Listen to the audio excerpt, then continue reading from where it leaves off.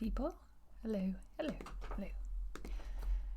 Hey, welcome to the Death of a Dream podcast, where we really just explore a whole heck of a lot of yourself and your journey back to yourself. And while I don't know everything that's going on with you, I've committed to continuing my self-work backing to. Wow. Keep listening. It's going to get good. Trying to find where we want to end up in life, where I want to end up in life. And I started this podcast very openly trying to figure that out. And the twists and turns that have come along with all of that, couldn't have been predicted from the beginning. And here we are now really wholly finding step with how we continue to explore and grow. And, I think, what could we ask for more than someone just continuing the forge, Like, this is a very big body of work, obviously. Like, we're approaching, what is this episode even? 359. So I'm just saying, I remember the episode where I thought that it was 349 and anyways, yin yang twins and all the things. And I remember being like, I can't wait to get to 369. And I'm just telling you, like, tomorrow we'll do episode 360. And the day that we do episode 369, stuff's about to get beyond. I can't even. Like, if I get to accurately sing that song, I can't wait. Anyways, that's a complete side note. But I think, this is a big body of work. There's a lot of episodic information to take in. We are moving down a path that is really back to just finding how do you live your life on your own terms. And not that I know your terms, just that I know mine. And I know my journey back to navigating that space. And so I'm openly sharing that journey. Not that you're going to follow mine exactly, because some of the stuff is just probably going to be way too far out for where you want to go. But hopefully something within this body helps move you along your path, or maybe the entirety of the work does.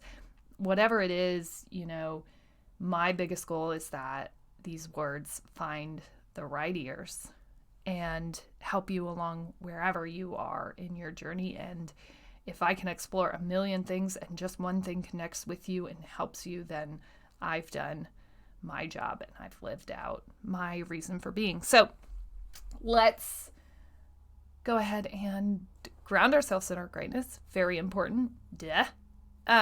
My great thing, this morning. So yesterday I talked about, like, I finally went back downstairs and I finally started moving my body, and there was like this weight lifted off of me that really helped me to feel like I could begin lifting weights again. And any of you who have experienced any kind of sadness or low moments, it sort of feels like you're just carrying along another person, that you don't even necessarily recognize.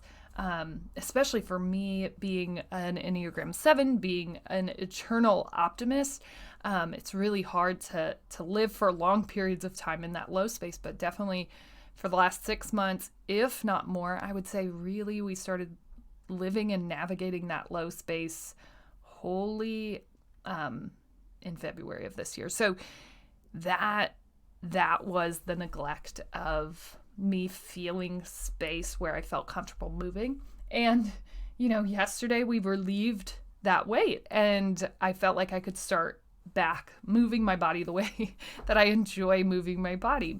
And that included weightlifting. And this morning it was like, oh yeah, we remember what this feels like. And I started dancing again. And I'm just saying, like, people say that I'm a bad dancer, and I will bury you in a good car dance. I am not unconfident in this. In fact, this is one of the talents that I am most secure in. I can car dance the entire world under. You have no idea until you've seen it. And people can go ahead and say that I have no rhythm and that I have really no moves, but it's false. And the only time that it gets complicated is when I add in my legs. But I don't even think that that's true. And this morning, as I was like dancing and really getting into my workout in between, I think it's this. I think that I'm just so far extreme.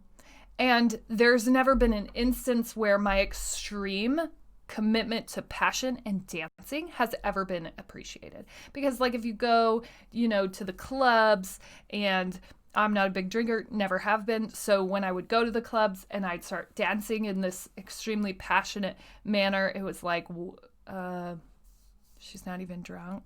Like I'm, okay. Right? And so I just think there's never been a stage for this gal. I don't think that I'm bad at all. I think I'm just so good and so like into it that my level can't be comprehended in most of the places that I would be called to dance, because I've never been called to dance in any professional environment.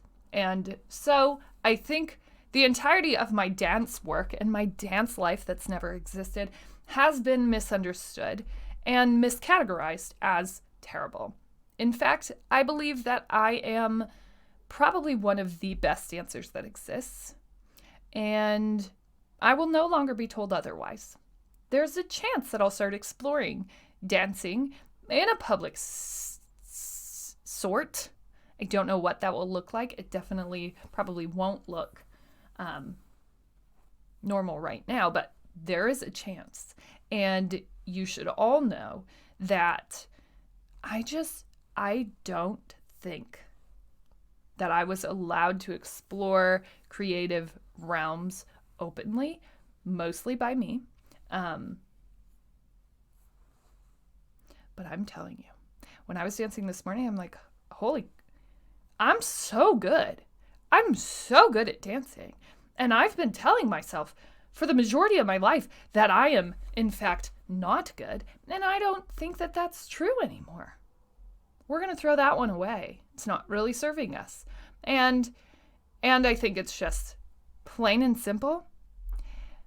There has never been an environment where good dancing was deemed important or was accepted, right? Like if I'm busting out what could be in like some sort of music video on a dance floor at a bar, and all of a sudden I'm just looking like tall and glorious and amazing, right? Like imagine how that offends the masses.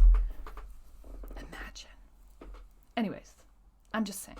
It felt awesome to be back in that space again, to just like feel happiness, and dancing really is just happiness leaving the body, period. And like an expression of self unlike any other. Anyways, it felt amazing to just like free flow into that space, and it's hard for me to flow into that space unless I really feel it, because I can't personally fake dancing in my response to music. So that was real, and it felt really good because I haven't been in that place in such a long time, even though I've been growing and this person is better than the old person.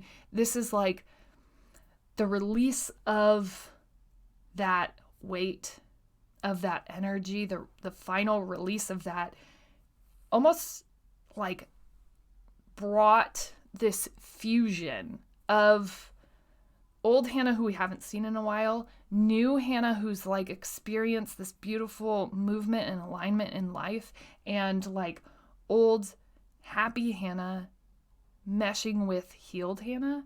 And that energy, people, let's go ahead and hold on to our seats, because believe it or not, right? We haven't been this full person yet on this podcast. This full self hasn't come to your ears yet. So there's a build-up, folks. There's a turning point. I I can't wait to bring her to you. I can feel the fullness of self returning. And I don't know how long it will take to return, but I can feel myself calling and fusing those two kind of worlds back together. And gosh, it just feels so much better. It's really hard to allow yourself to operate as a lesser person than you know you're capable of. But today we're going to dive into the reasons that we kind of need to, right? And the ability that it gives us to heal that energy and to discover who it is we're meant to be and how we're supposed to walk in this world. So we're going to get into that. Go ahead and ground yourselves in your own greatness. I'm just saying it's so wildly vital, period. Like, you have to do it. If you don't know the reasons to do it, just trust me. Just do it. Just start your grounding there. If you haven't had a grounding practice, start it there and see where you get.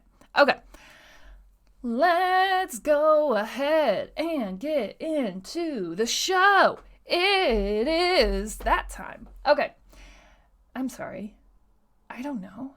It's just it's radiating. I can't help it. I don't know how this person exists right here, right now. Proud that she does. Okay. Yesterday I posted on healing takes time, period. And this is what I know about about this generation specifically, about most generations, I would say. Specifically, if you're millennial, this is very specific. To everyone else, it's true regardless of your generation, okay? But healing takes time. It's almost impossible, I will say this, to narrow. Sorry, I don't know what's going on with Baylor and why her sleeping habits have changed a little bit lately, but it definitely has impacted this show. So if you ever hear gaps of silence, that's likely what I'm doing. Closing a door, escorting a child out. Just bear with me, okay? This is all life. Okay, so, right, that chronic stress, this idea that burnout or mental anguish and pain can be resolved within a week of vacation. And I'm currently reading a book on burnout, specifically millennial burnout and the phenomena that's happening right now and what's causing that. Right? What's the root of that? Why did I experience my own? Especially when that isn't really what I've been conditioned to experience. I've been conditioned to floor past. And so we're going to dive into that. But I started reading this book today because I want to understand better what is the issue. What is causing this? Why are we exploring these spaces? Why is this our current reality? Why is this happening? Why are we struggling so much?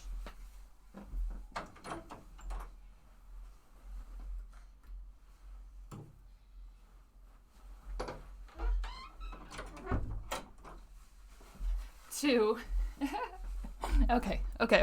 I'm back. Sorry. Okay. So why are we struggling so much to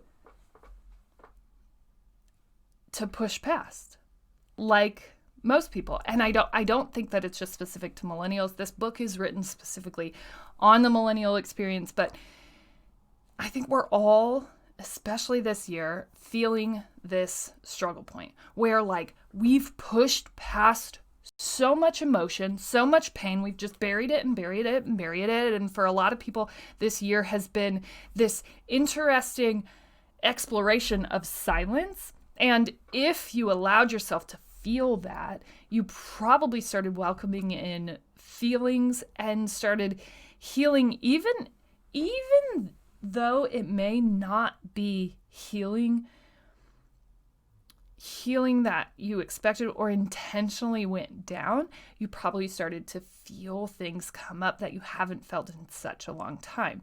And, yesterday when I wrote healing takes time, I think this is where the struggle comes in, right? And I know that this book was just placed directly in my lap for this reason, to get this across. We acknowledge physical pain. It's easy to see. It can be x-rayed, it can be MRI'd, it can be healed.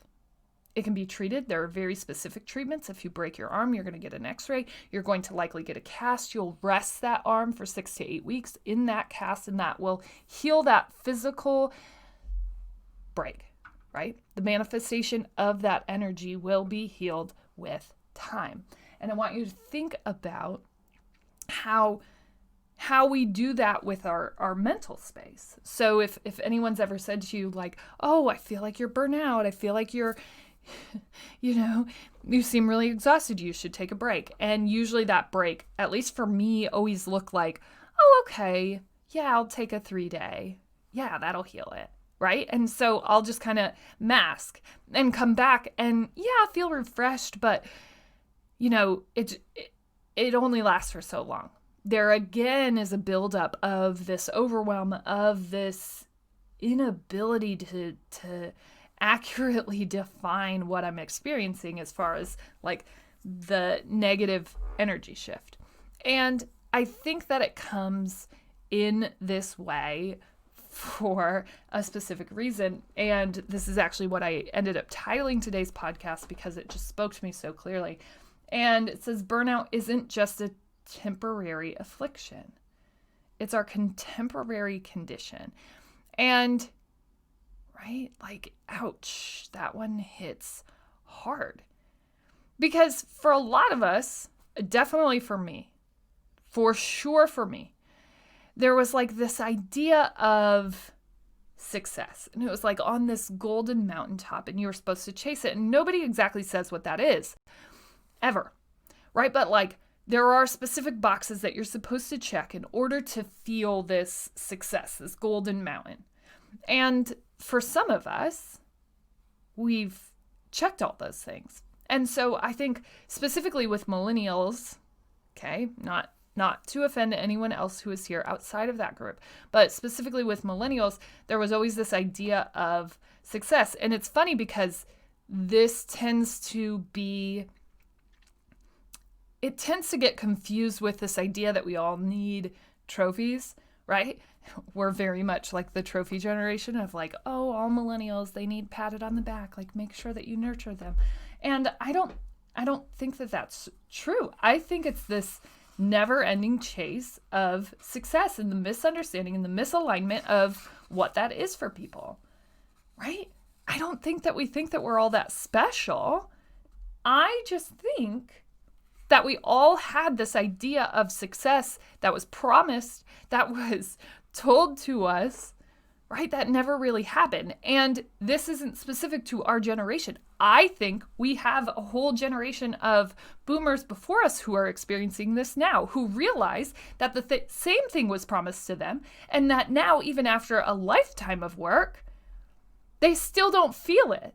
And so even that generation is coming back and they're going and they're exploring and they're trying to heal from all of these years of trauma.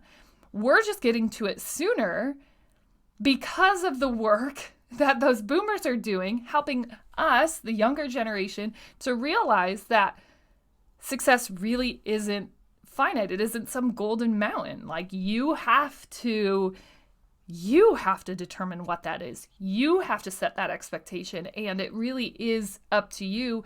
There isn't these boxes, checking these boxes, these specific boxes is not going to get you there. It isn't some gold key like we've all been told, right? And even generations before us were told that. And while they maybe didn't get to that healing as fast as we did, as early as we did, it is the the way that we get there is by them telling that story now, which is why your story is important. Hey, yo, welcome. This has come full circle. We are all here together celebrating in the majesty of where we are.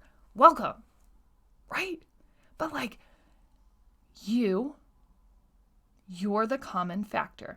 And since healing takes time, we have to embrace that. We have been conditioned to not give ourselves mental time, right? And I believe the only reason we have been conditioned that way is because it's impossible, right? There's no cast. There's no exact book. There's no textbook. There's no this therapy works for one person and it doesn't work for the other. There's really no specific approach to healing, right? Even doing this podcast, like I'm navigating my own journey and I'm only telling that story, hoping that like one thing here or there will help someone out in their path, right? But this by no means is a prescription, because there is no prescription to the healing of this. And I find most importantly is that you take the time that your body and your mind are asking for. You really can't approach it in this traumatic way where you go, oh, yes, I experienced a breakup. I experienced identity loss. I experienced X, Y, and Z. And you go into a doctor and the doctor nicely pulls up their prescription pad and they're like, yes, I see what you're saying. Here is a 6-month release from work. That's how much time you'll need to heal from this one. Oh, you're talking about a breakup? Okay, mentally, let's go into this rubric. Mentally, it looks like a breakup and you experience X, Y, and Z. And it looks like you're going to need to take a 3 months hiatus from just the world, from relationships, from dating, and then you'll be fully healed. No, there's no one that can say that, right? And there's no book that would speak to you. There's no important like work that has established what that amount of time looks like. Everyone's experience with trauma is different, and everyone has experienced a trauma. And that's why I even started down this path of this work, because I had told myself for a very long time that I hadn't experienced any trauma and therefore I have nothing to heal and therefore I should just be happy and shut up about it, right? It's not true. We all experience trauma.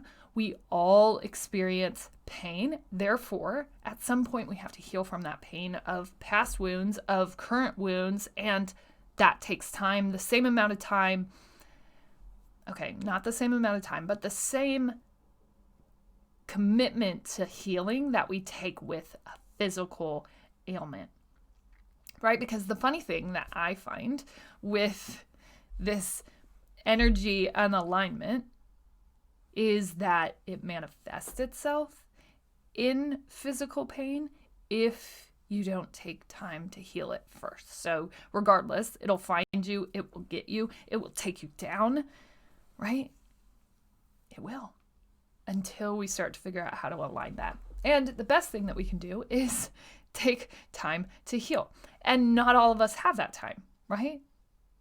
Not all of us are willing to give ourselves that time because honestly, it seems a heck of a lot more scary than just burying it and moving on. I'll go ahead and let that one sink in because it's true. Okay. But here's the thing. We're conditioned to think and act like everything is okay. And that culture is continuing to build. I think we're healing from some of it. I think there definitely are people who are speaking to the truth of the reality of situations. We're no longer looking for texts and speakers and messages that just come with this idea that you can just be happy and bright and excited and that's just how you should approach life. It just isn't true. The light doesn't come without darkness, and having people approach life in that manner really is toxic and hurting a lot of people. You can't just be happy. It isn't just that. And my story specifically started in that place where it was just like, I just want to be happy. I don't understand how to get there. And for me, really the full healing of that came with just giving myself mental time to understand and process what I went through and fully allow myself to heal that. Because really for the first, 7 months of this work, it was kind of just like, oh yeah, we're good. Same thing that I had been doing, right? The same condition that I've been living under my entire life. Just push it down. You're good. Move past this. Just keep moving. You can out hustle this. Hustle, hustle, hustle. This podcast started as a daily podcast because it was just like, hustle. That's all that I know to do. Now we continue that work because it's equally healing for me. And it makes sense, and it doesn't feel unaligned right now, but someday it may, right? And I think, yesterday I shared in my stories the book that I'm reading right now, and that's I Don't Want to Be an Empath Anymore, which when I saw the title of this book, I was like, I just said that per diem to someone yesterday. I should probably read this. And, I think in here she explores shadows and the light and the dark. And I think a lot of people really only want us to look at the light. The light is easier. The light doesn't have to navigate these low places, and definitely the light, happy side of people is a lot easier to experience. But pretending that that doesn't exist without this sad place, without this burnout place, without this healing of trauma is really, really tone deaf, right? Like it just misses a complete side of this work that's so necessary. And I really thought for a long time, like, you can just skip over that. And then, the universe went ahead and let me know that no, in fact, you cannot. And even a month ago when I was like, oh, we're good. We've healed. All this energy is aligned. We're good. Here we go. The universe went ahead and out of nowhere gave me COVID. Like, I don't leave my house very often. So for me to get it and no one else just seems crazy. But that's just it. Right. And even after that, I was like, okay, we're good. And then my daughter got it, which just called in a whole nother weeks. And I had to just like mellow out. Sis, you're taking a break. I don't know why. You just need to rest. You just need to recover. And somewhere on the other side of this is going to be this reawakening of your energy. But you have to take this time and you have to be present in this time. And right. How often are we called to that and we just go, oh, okay, I'll give you a day. I hear you, right? And we take a bath and we do a mask and we're like, oh, good, I did all the self-care work.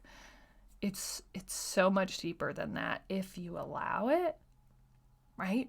And if you're feeling this buildup to this burnout and this idea that you've kind of lost yourself in the humdrum of the world, and a lot of us have, because that's what we're told, like just bury it, just cover it up with a couple cool Instagram posts on a beach vacation somewhere, you're good, right? And that was literally a step that I took to try to heal myself. Like, no, we just need a vacation more. And I remember just feeling like this was another thing that I just had to do, and not really feeling present there at all. And, right? Like, oh, I just have to take this mental rest because people are telling me I'm burned out. I don't really believe that I am, but I knew that I was, or that I was at least about to approach that. And look where we are. Sorry, crazy laughter. It was called for. Okay. More than anything, you have to know that healing takes time. And since we don't operate in this place where that's openly accepted, like it would be with something that we can show, right? When someone's hurt and we see that they have a boot on and we ask about that, but mentally, the pain and the trauma that goes on there isn't physically represented. And so unless it is, we don't really take time to heal that. And I want to call energy back to the healing of that and the deepness and the time that it takes to do that right and well. Yeah, we went there. I'm going to leave you with this. Burnout isn't just a temporary affliction. It's our contemporary condition. And this book is called Can't Even. And it's by Annie Helen Peterson. And I'll probably be sharing a whole lot of her work because, right? Life-giving. Come on.